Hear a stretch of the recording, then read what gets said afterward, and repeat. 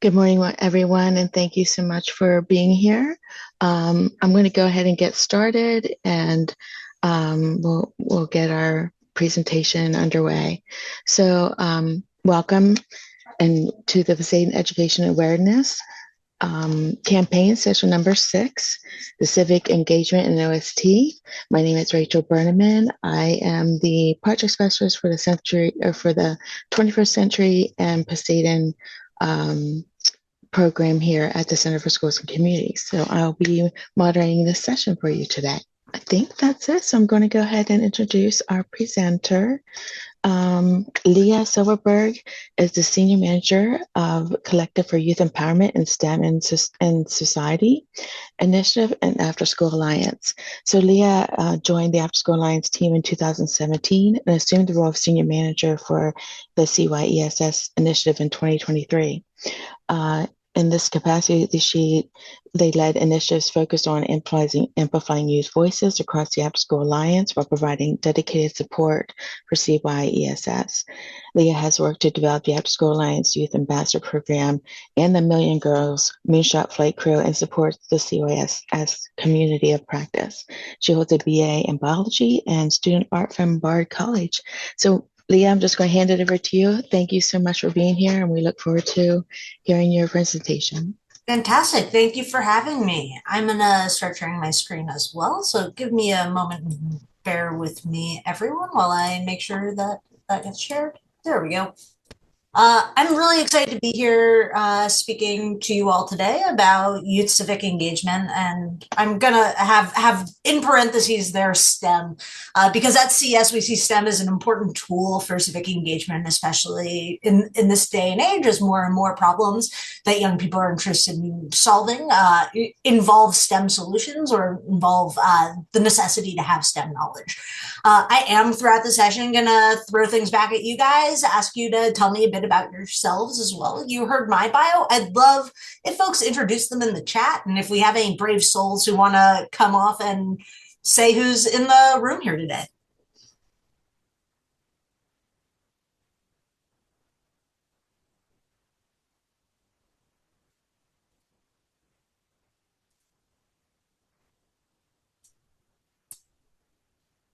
It's okay if we don't have any brave souls. I'm going to get you guys talking later on. So I'll start off by talking a little bit about what the Collective for Youth Empowerment in STEM and Society is. We abbreviate that as CS just because it's a lot easier to say than the Collective for Youth Empowerment in STEM and Society. We're a relatively new initiative of the After School Alliance. The After School Alliance is a national nonprofit that works on expanding access to after school opportunities for all youth across the country. We work very closely with the statewide after school networks like Poseidon, who try to expand access at the state level. Speaking to you all today is especially exciting for me because while the After School Alliance is based out of Washington, D.C., I am personally based out of Harrisburg, Pennsylvania. So excited to speak to my own community members in this call as well.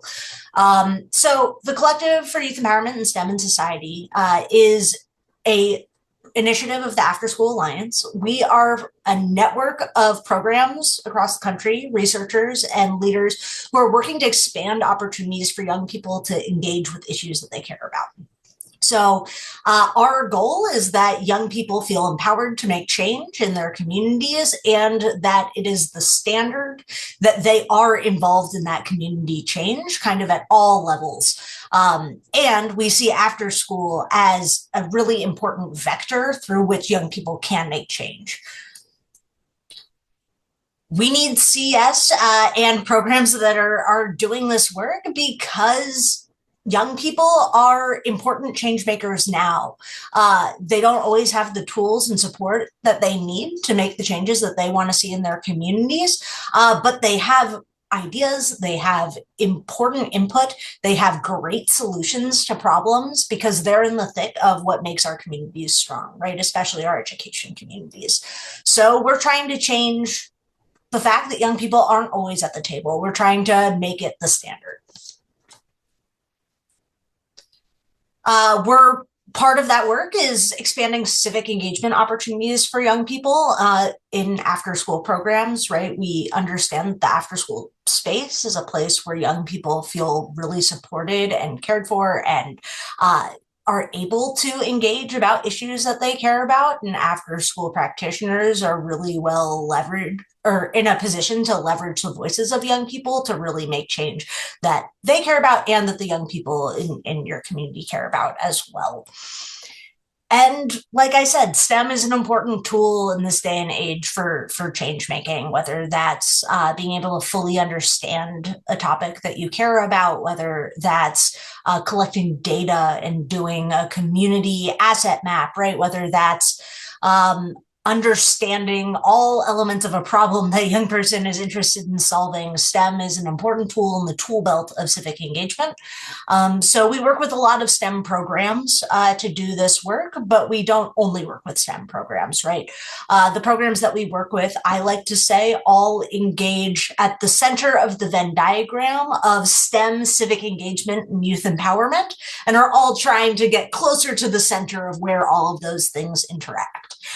So we have programs that focus more on the civic engagement and youth empowerment side of things, or on the STEM and youth empowerment side of things. Again, all trying to better integrate those three kind of major buckets to provide quality programming to young people nationally. And part of that, right, is working together. Change doesn't happen in a vacuum. It happens because folks are working together and understanding how change can be made and working with young people to support them in that change making. So we're all stronger together. And our goal is to create a network of educators and practitioners that are doing this work well, and are interested in getting more of these opportunities to young people. So I wanted to start out with this diagram, and it'll kind of provide the context for the rest of our call today. But I think it's a really useful diagram to think about how young people can be engaged in civic engagement, right? And why maybe youth voice and youth empowerment are the start of that spectrum. And we will share the slides after this call as well, and I'll also share a bunch of resources at the end of this call that will lead you all to this information as well. But I think the middle of this diagram, right, is the interesting part that gets me thinking about how youth development and youth development practices can turn into civic engagement with young people, right? We know that youth development and after school youth development, right, provides services and support, access to caring adults, provides opportunities for growth and development of young people, meets young people where they are, right? These are all attributes of positive youth development that take place in after school settings. And then we take a step further along that spectrum, right? And we go to youth leadership. And it includes the youth development and builds all authentic opportunities for youth leadership, which we'll talk about a little bit more today. It helps young people deepen historical and cultural understandings of their experiences and community issues. I think that's a really central one.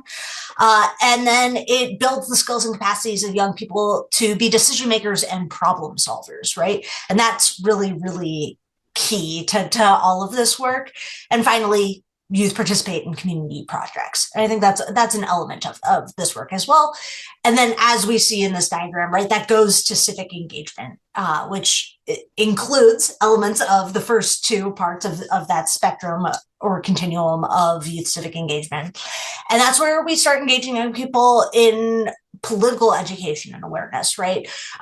Building their skills and capacity for power analysis and action around issues that they care about and identify. And then it begins to help young people build the collective identity of young people as social change agents and change makers, which is really, really important. And then it engages young people in advocacy and negotiation, which is really where my experience in this field lives, is including young people in advocacy conversations. And so From there, it goes on to youth organizing. And I think that that's a whole different bucket, right? Where there are positive youth development elements. It obviously includes the other sections of youth leadership and civic engagement, but that's really youth driven work, right? It's having a membership base, it's having youth as core staff. And I think that most programs, and correct me if I am wrong, and you are doing amazing youth organizing work, most programs aren't quite at the youth organizing level yet. That doesn't mean that we won't get there in the future, but today we're really focusing on the youth development to youth leadership to youth civic engagement and those columns. So I just talked a fair bit, kind of providing context for where this work sits. I would love to know what you guys think of as youth voice and youth voice that happens in your programs. I'm also going to say, as I am presenting, it is hard for me to read the chat. So please feel free to raise your hand, come off mute and share. It'll be a much more engaging and conversational session if you do.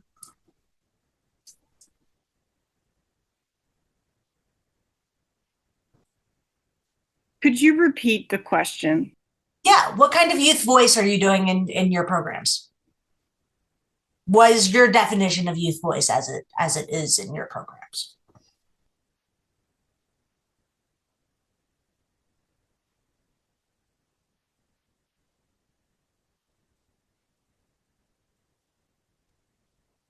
I'll give it a shot. Great. I feel like our youth voice is represented a lot in the students that we hire. We give them a stipend / scholarship in exchange for them organizing our climate action summit with us every year. And so I feel like I've only done it for 2 years, but the 2 years that I've helped facilitate it, like the students get to decide the theme and the topics and who we're partnering with and everything like that. Wow, it's like I'm really just like the facilitator or like the lubricant in the system. Awesome. And what is your program and where are you located? My name is Young. I am in Pittsburgh and I work for Communitopia. So we do climate change education. Very cool. Anyone else? What does youth voice look like in your programs? This is Caroline from Episcopal Community Services in Philadelphia, and we have a lot of out of school time programs across Philadelphia. We try to support the advocacy day in Harrisburg every year. We take students there. I think that's a really great learning opportunity for them and the opportunity for the legislators to hear from the youth. Definitely. Cameron, I saw you come off mute briefly. Hi, yes. My name is Cameron Boston from Milwaukee, Pittsburgh. Our program is based around making sure that youth that have been impacted by incarceration and the juvenile justice system, excuse me, have a voice regarding their situation. One of the things that we focus on is helping teens who have been impacted by the system directly or indirectly through their parents have a voice regarding how that situation has impacted them while providing them opportunities for professional development and then leadership.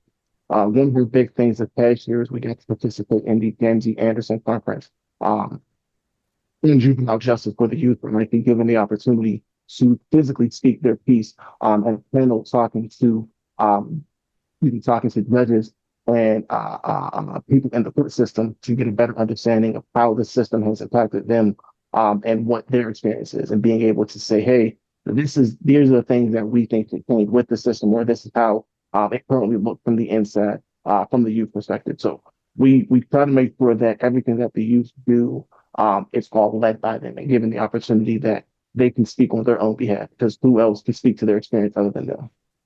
Yeah, no, that's amazing. A line that if you hear me present enough, you'll hear me say multiple times is that young people are the experts of their own experiences, right? And that's why they are such great advocates for the issues that they care about. No one can speak about their experiences better than them because they are the experts.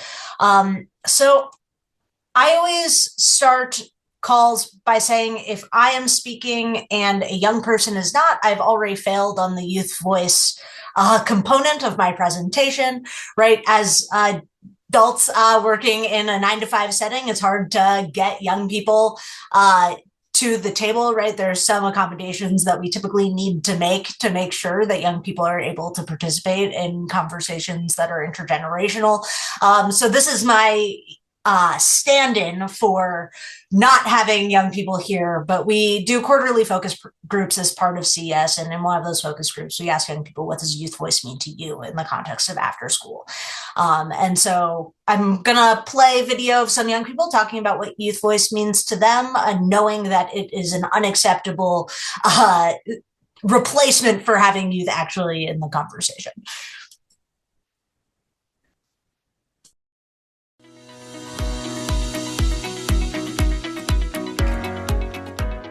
I'll go ahead and start. But I think youth voice, like for me personally, means a moment of like complete unbiased presence, where there's not a moment where I feel I'm having to change my words or manipulate what I'm saying because of an authoritarian presence.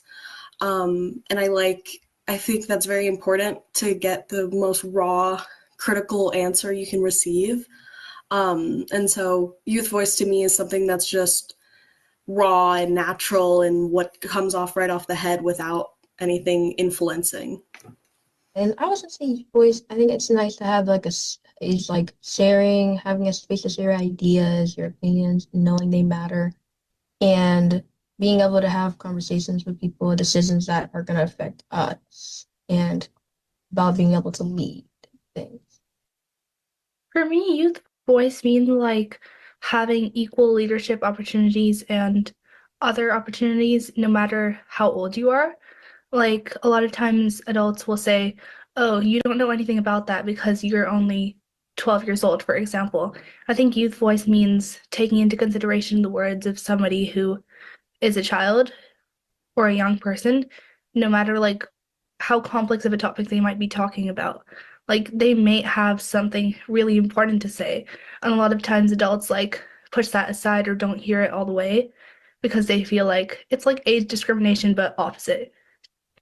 For me, youth voice is like giving like people to have like opportunities to show what they think on matters. Again, somebody said it was like unbiased, so it just gives them ideas, like it allows them to express matters that affect them personally or what they think about it. So yeah. To me, youth voice means like taking a stand for what you believe in and speaking out against things that maybe you don't agree with, especially when it comes to policy changes or those type of issues. And again, like many mentioned, it's fighting, like speaking against adults who maybe don't know, like are going to say that you don't know this because you're this young. I would also say like honesty and then just a unique perspective. I think especially in terms of policy, it's more geared towards adults. And so if you have more young people who have like, unique lived experiences and that sort of thing, that could really help make better decisions on behalf of us as a group.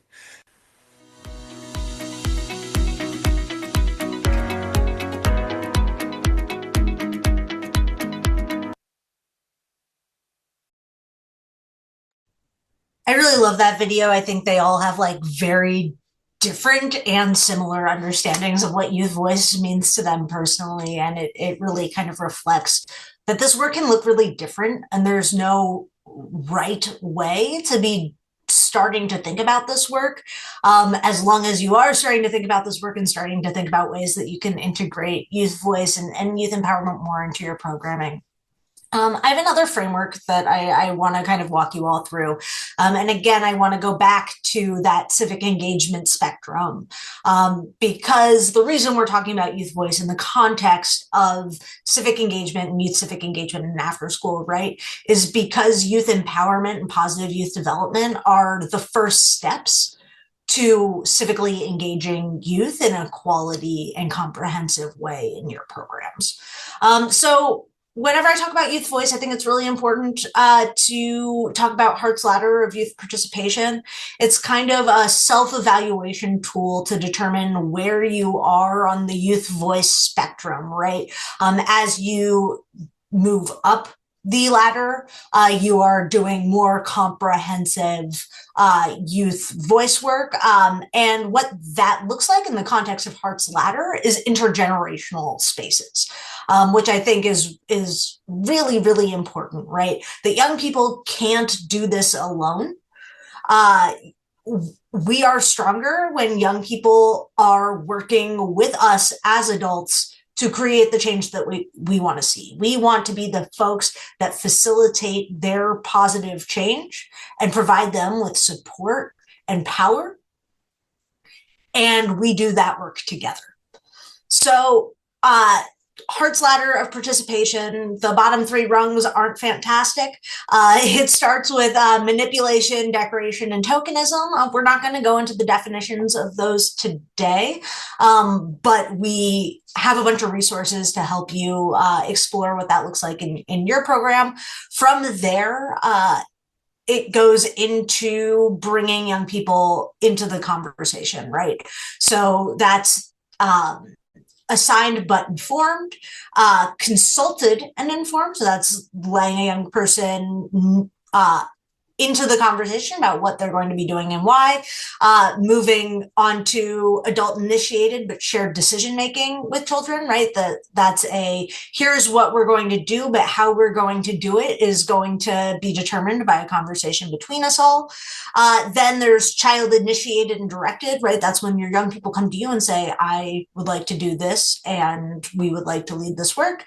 And then it ends with child initiated and shared decisions with adults. So that's along the lines of, we would like to do this. We would like to make this change in our community.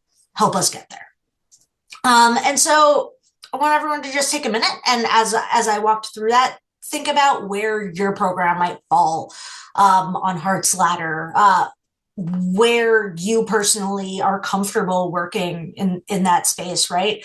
And then thinking about maybe how you could move up a rung with the young people that you work with. Again, I don't think that the goal necessarily is always to get to the top of the ladder, the end of the spectrum, but it's to identify where the next steps that your program and you can take, so that the young people that you're working with are as supported as they can be.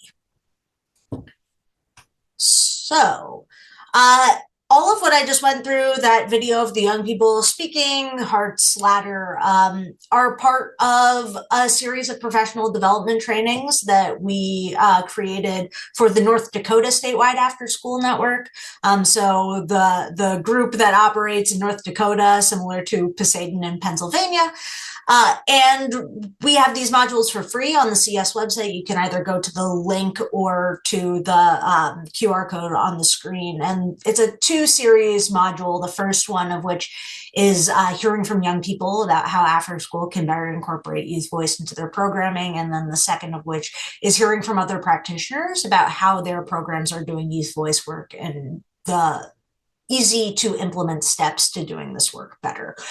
So you can hear from individual programs that maybe align with the work that you're doing, or hear the general recommendations from folks.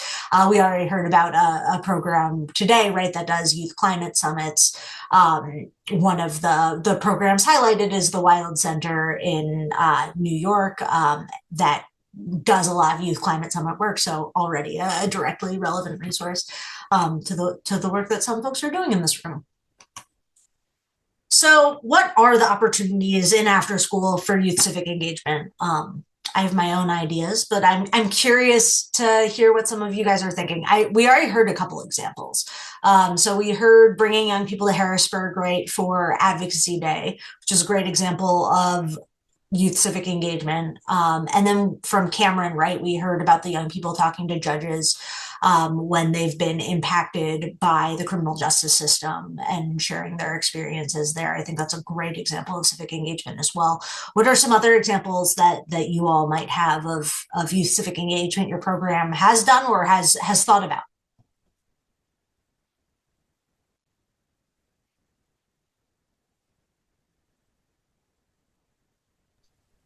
So Leah Young put in the chat that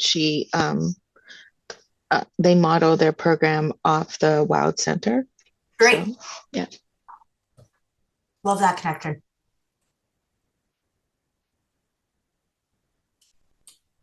Okay, I don't want to take up all the space, but this is not my current job, but a past job. We signed students up to go to a lobby day, and so they got to get off school and they were connected to the organization that was doing the C4 work, and they got to go on a bus to Harrisburg and lobby, and that's kind of I feel like is a hallmark civic opportunity. Definitely.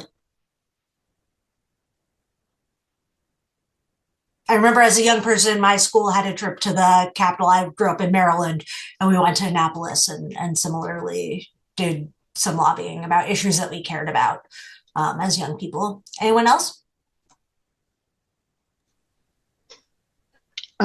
Nathan Brandt has in the chat, State Youth and Government National-wide program state branch is located in Harrisburg, and 7 kids from Philly to Erie. They model the UN, and school clubs, Make It Happen Club and Make a Difference Club.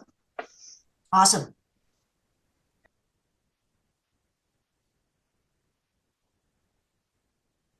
Anyone else?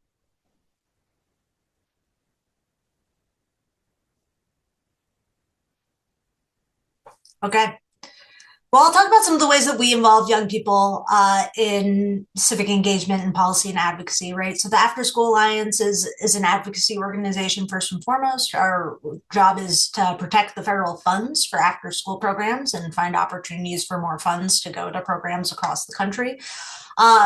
Like folks said, a great opportunity to engage young folks is in meetings with legislators. It's something that we consistently do and try to promote.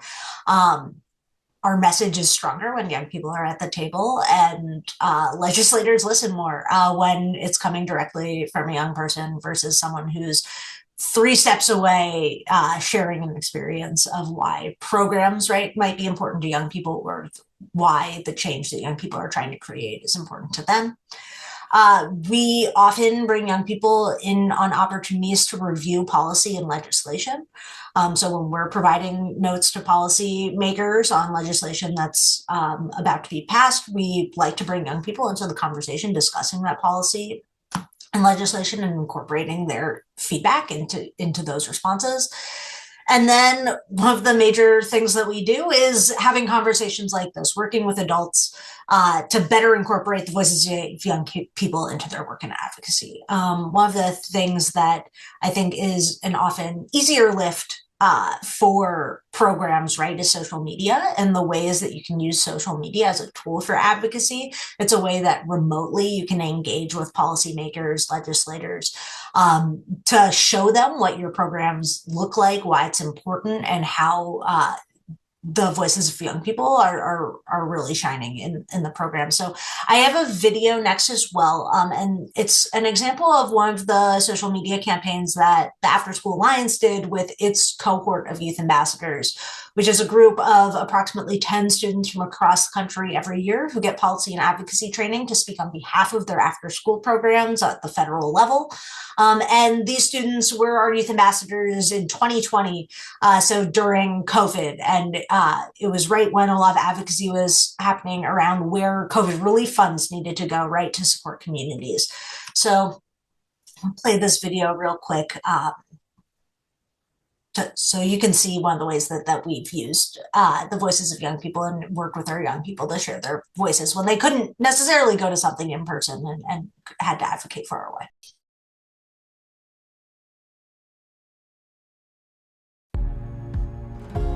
I am part of the robotics team. What I love about it is the fact that I get to work with a lot of people. I've always had a passion for public speaking, for advocacy, and speech and debate gave me the access to do just that. I feel like the most meaningful part of my after-school program would probably be the sense of community and family. They're in a more safe environment where they can still be with friends and talk and have a fun time. My after-school program has been very important. It gives us a hint of normal life before the pandemic. Just that little time with those activities just really takes that stress away. It just keeps us on our toes and keeps our minds working. Even though it's 1 hour, it gives me hope that I'm not going to be alone for very much longer. After-school programs gave me the ability and the opportunity to do the things that we've always been told that we're too small to do. Tatar has been trying to help us achieve something that we wouldn't normally achieve. They want to help you. They want you to be happy. It's a place where you can feel comfortable being who you are. That's something really great that I think a lot of people would benefit from. After-school programs are vital and important, and we need funding to make sure that it can be sustainable for all.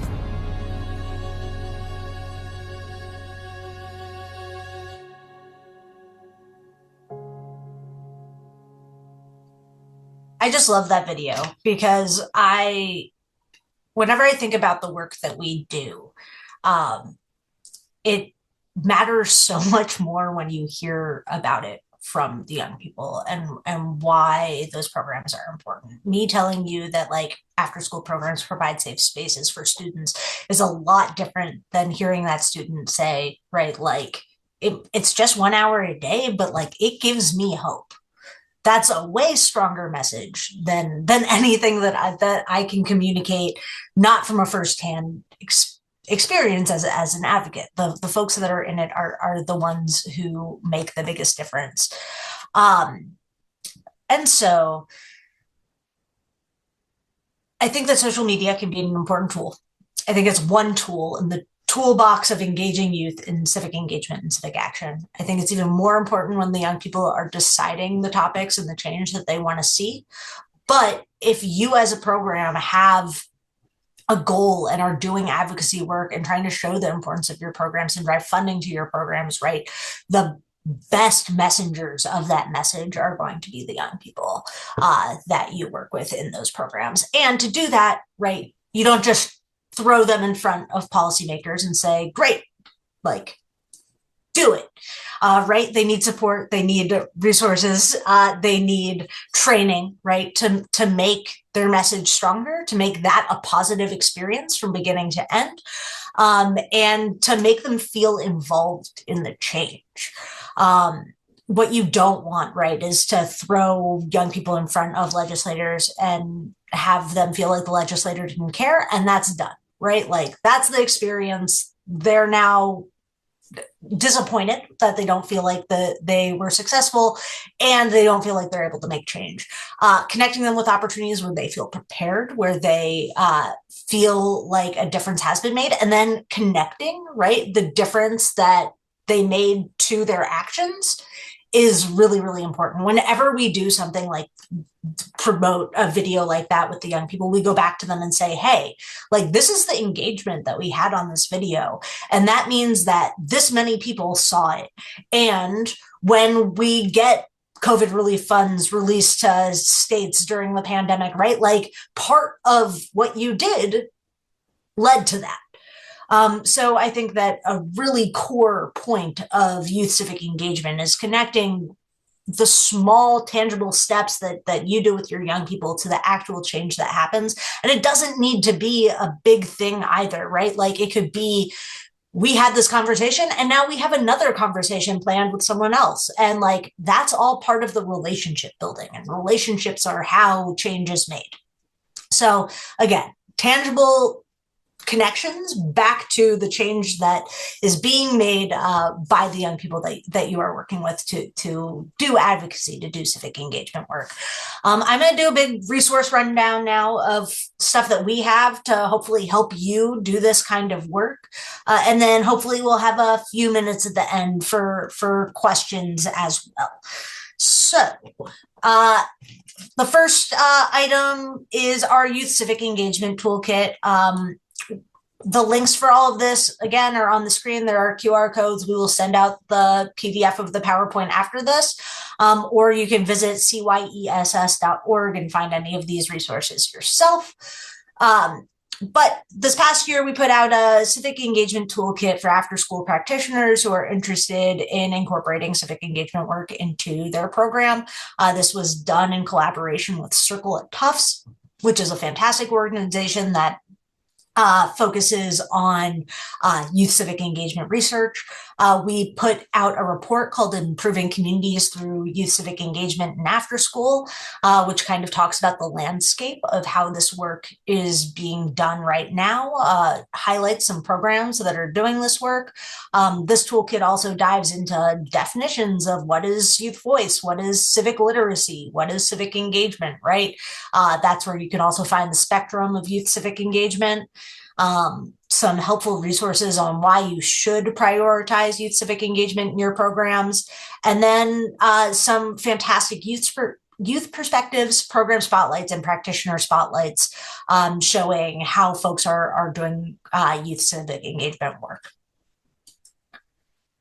The next resource I want to point you all to is our resource database. If you remember at the beginning, I talked about how CES works with programs that are on the intersection of STEM, civic engagement, and youth empowerment. Our resource database is kind of our one-stop shop for any resources we find from our partners that cover any of those topics. You can search within the Venn diagram, right? So if you are interested in youth empowerment and STEM work, you can find resources that focus on those two things. If you're interested in STEM and civic engagement work, you can find resources that focus on those two things. And then the other important thing about our resource database is it's cross-listed with the UN Sustainable Development Goals. So any resource on there, you can see what sustainable development goals it speaks to. And then finally, it has curriculum, it has professional development opportunities, it has research. It really is our one-stop shop for folks who are looking for just general information on STEM, civic engagement, and youth empowerment work. Moving on to some of our trainings we have directly for young people. We have a training series called The Media is Your Megaphone. So if you are working with young people and they are interested in engaging with traditional media sources, this is for them and for you. It is a 5-part series starting with why young people might want to engage with traditional media sources, right? Like why talking to your local paper is a great way to enact change in your community and get visibility for the issues that you care about. It starts with the why is speaking outside your echo chamber important with module 1, goes into honing your message, right? How do you prepare your elevator speech? How do you make sure that you are communicating the right things to the people that you're talking to? How do you book TV and radio appearances is module 3. Some tips and tricks for if you actually do book those experiences. What do you want to prepare and make sure that you're thinking about? And then the final module of that training series is publishing guest columns and letters to the editor in your local newspaper. We have a couple youth policy training modules as well. So on that same page as the youth training, or as the Media as Your Megaphone modules, we have 2 youth policy training modules. The first is how to communicate with your representatives. It's a great first resource for young people who are looking to figure out where they can make change in their community, right? You don't want to talk to your senator if it's your school board member that's going to make the change that you want to see. So it's finding out where change is made, how to engage with your policymakers, how to start building those relationships as a young person. And then the second module that we have is a little more in the weeds and is focused on providing policy comments. So having young people review policy and legislation, where their input is really important in that, why they might want to, where they can find those opportunities, and then what experiences, right, they can really speak to when providing comments on policy and legislation. We have a community of practice as part of CES. My information will be on the last slide of this PowerPoint. If talking about these issues is something that you care about and want to do more of, we run a community of practice.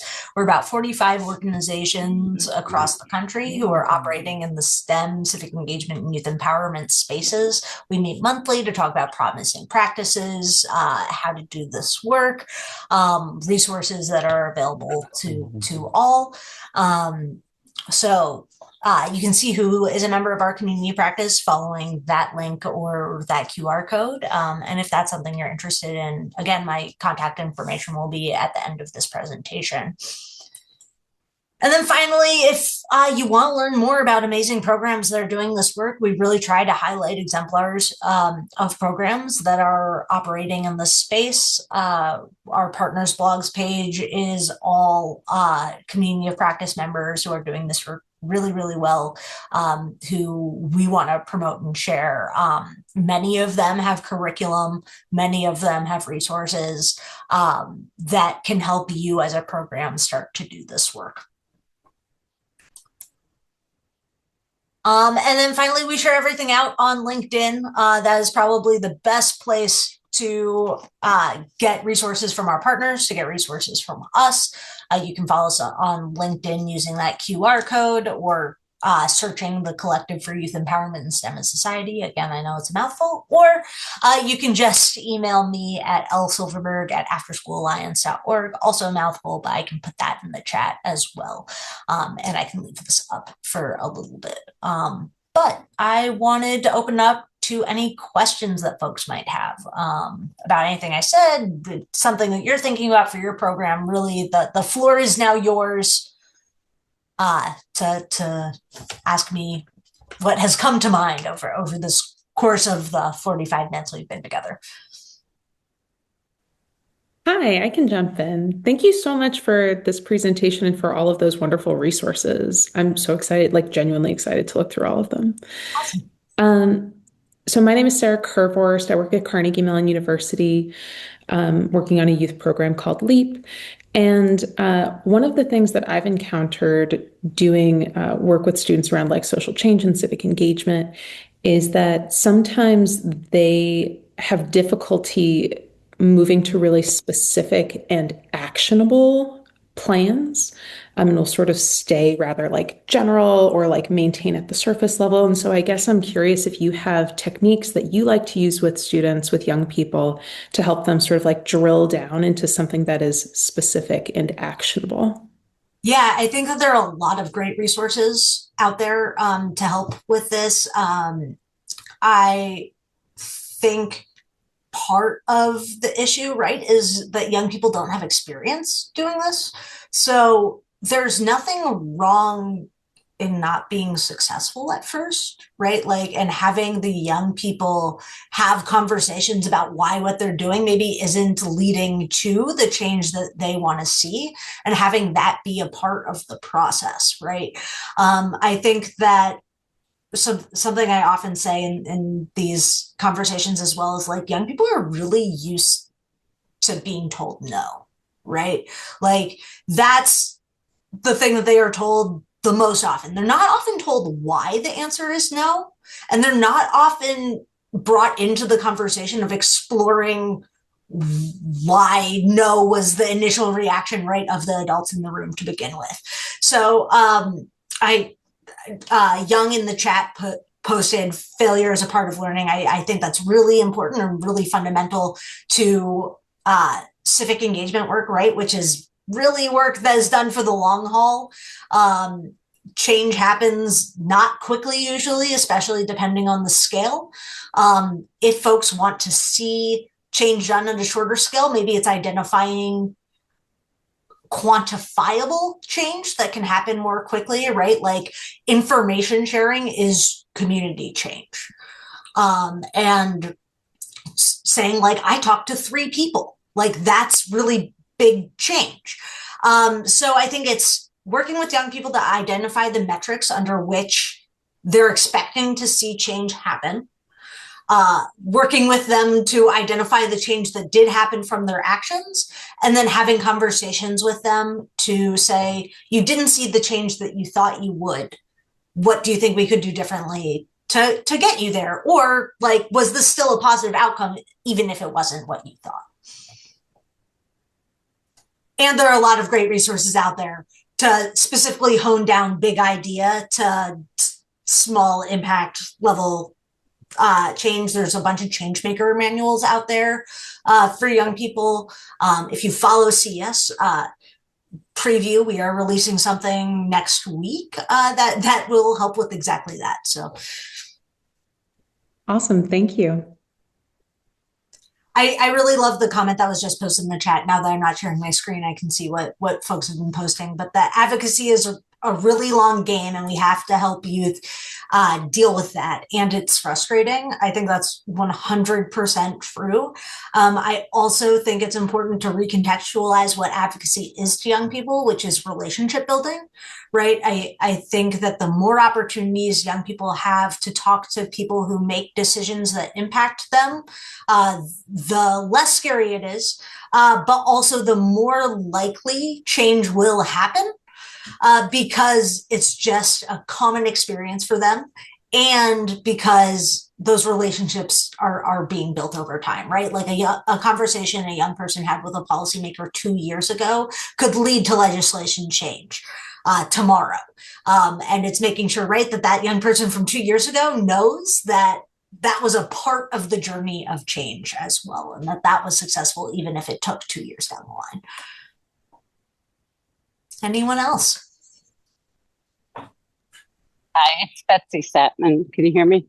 I can. Hello. Okay, great. Hi, I work with the K through 6 certified license programs and coaching and supporting anybody involved in the school age sector in Pennsylvania. And one of the things that I like to emphasize as I train and work with people is around when kids get to choose and they have a voice in what they want to do, the behavior issues really are eliminated. So I think that's always a good thing to think about, is that piece of it, as well as giving the kids a locus of control and empowerment to have it be their program and what they want to be doing. Definitely, right? And I think that many times we approach these conversations as like, how can young people be tools for our programs to advocate on behalf of our programs, which is great. But I think like the first step is, what do our young people care about? How can we help support the things that they care about and help them create change in the areas that they want to see change happen? And then from there, right, you get great coverage, you get great stories of young people creating change that then leads to support of your programs, right?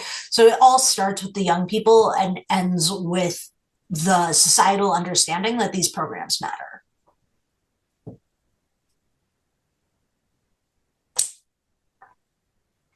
Awesome. Great. Good afternoon, everyone. Contrail here.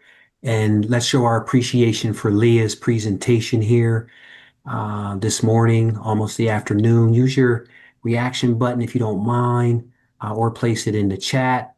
I got a few other announcements before anyone jumps off, what I think is really relevant to continue this conversation with your staff and your programs.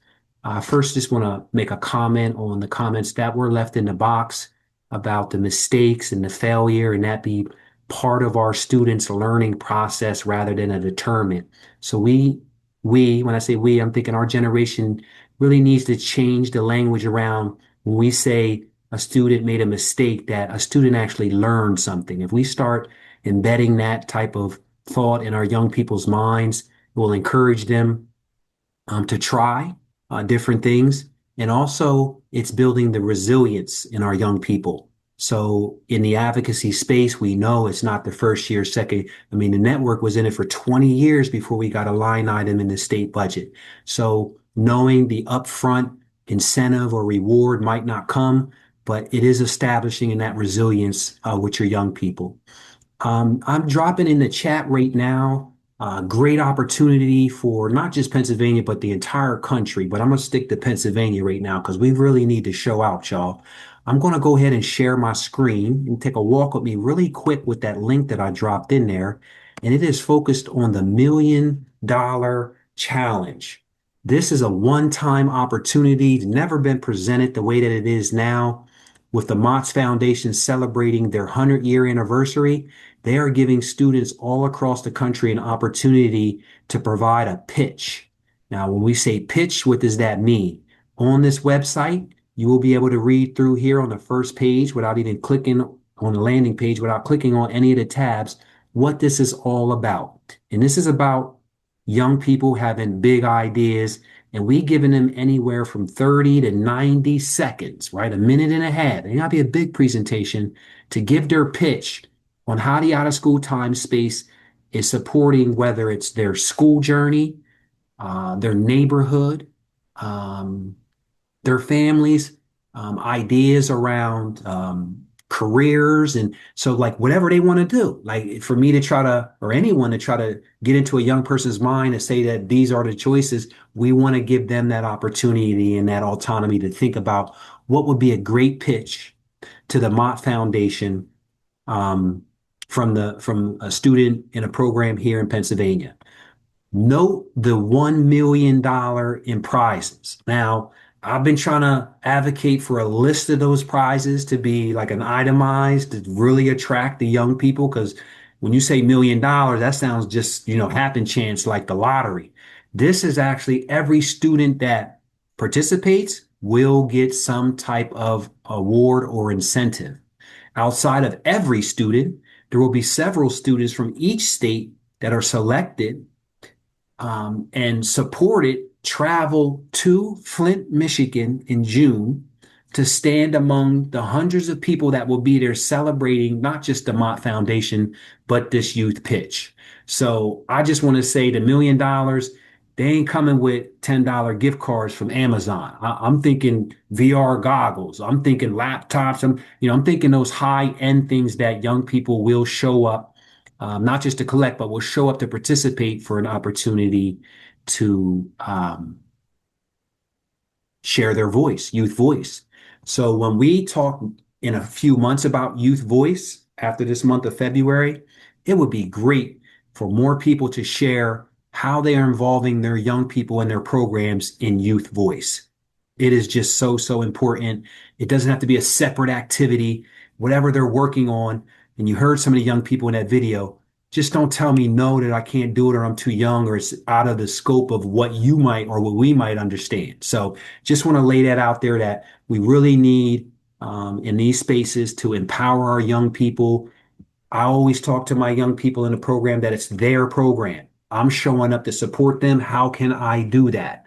So the greatest ideas that I think I have or your program has, let's ask the young people what their ideas are and begin to support them in that way. Any questions on the $1 million Mott pitch challenge? Let me just see if I can get a generic commitment from who's on here now. Show me a thumbs up using your reaction button. Who now understands this challenge or it was made aware of it and will be getting your programs and your young people involved? All right, I'm seeing 2 thumbs, 3 thumbs. You got some more? 4. Great. Thank you. Thank you. There. Somebody hit the effects where it goes all out. That means you got your whole program involved. Let's go, PA. Let's get our children on this platform. Let's give them this empowerment. Let's give them this opportunity to talk about what's important to them. The time we got 3 minutes. Okay, so I always like to quote a proverb in this campaign surrounding the topic area. I know many of you may have heard this before in past or seen it before in past, and you really have to embrace this. If not, hopefully this can share a little bit of light on what we're talking about when we're talking about youth voice and involving them in the community. The proverb for this session reads, "The child who is not embraced by the village will burn it down to feel its warmth." That's pretty powerful when we think about our communities and some of the things that are happening. And while it may not be a fire, it may be more of other things in our community surrounding homelessness, child welfare, and it's all employment, all of those things. We got to make sure that we're finding time to have our young people talk about what matters to them and listen to what they're saying. So that African proverb is pretty powerful. And I hope you can take that with you to encourage you to make sure that your students are being part of this village that we are embracing here in Pennsylvania and in their communities, so they can be the best that they can be as they're journeying through this thing that we know called life, right? I have no other. Oh yes, I do have another a resource to share, but I'll pause for a second till I grab that to see if anyone wants to comment on the mot or the African proverb here. Give you about 1 minute, or less than that, 30 seconds. Okay, you guys, I apologize for the little delay here in grabbing this resource. You all know the multitasking and opening up different windows and make sure you got the right window. What I'm posting in the chat right now is the registration link for our next session, scheduled early February. So if you were on call or on the session in December when we talk about workforce development, or in December about workforce development, we introduced the Career Connected Learning Framework by the STEM Next organization. That is specifically built for the out of school time community. So I was able to get a great presenter to present that framework in its fidelity and its entirety rather than saying, look at it. So I hope you can join us. Mark your calendars if it's not on there yet, and it's probably not because I'm just saying it. But it's February 5th. We're going to do it at 11 o'clock. And we're going to take a deeper dive into that Career Connected Learning Framework to see how all of these things connect that we're providing here in resources. I did hear Leah in the opening talk about the connection of youth voice with STEM engagement, and that's a pipeline to workforce readiness, whatever those things are. But just wanted to make sure that we are following up with the resources that we said we would on our end to support you and your programs. All right, I do think that is it now. So if you have any questions, drop it in the chat. We'll be on here for another minute or two. We're right at time, 12 o'clock. Thank you all for joining. Happy New Year to you all. Wishing you all the best of luck. And be on the lookout for the save the date, May 6th, for Action Day / Advocacy Day / Education and Awareness at the Harrisburg State Capitol. Great. Thank you, everyone. Enjoy the rest of your day. Bye-bye.